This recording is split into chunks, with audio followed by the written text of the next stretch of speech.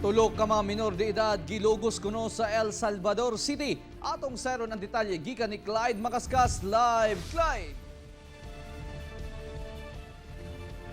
Real daling nagpakitabang sa kapulisan sa El Salvador City ang tulo ka mga biktima nga sumala pa giparamas tamasan sa duha ka suspitsado kinsa mag-uyuan lang matud pa.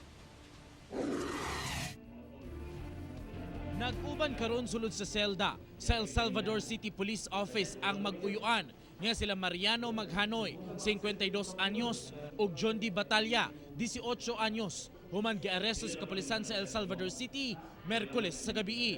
Ang duha giakusang ng lugos sa tulo ka mga minor de edad sa Zone 4 Barangay Sinalok sa maong syudad. Nagpa-blatter sila diri sa ato around 6 p.m. Immediately pagka magpa-blatter nagpakandak tag hot pursuit operation. Hugtanong gipanghimakak sa mga sospek ang pasangil.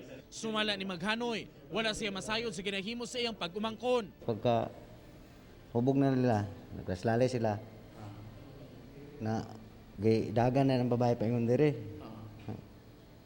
Di sumbong na may nang rep tabangan ko namo. Wala ko katabang sir. Sigon sab ni Batalya nga wala kuno siya ginugos. Wala kuno niya mahilabti ang duha sa tulo ka gingong mga biktima. Apan aminadong nakipaghilawas sa usa niini. Kinsa uyab matud pa niya. Wala sir, wala ko gipugos sir.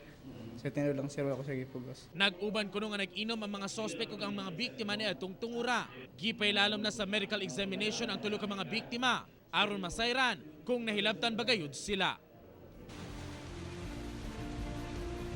Kasamtangang anaa sa kustudiya sa kapulisan sa El Salvador City ang mga sospek kinsa magatubang sa kasong rape. Real?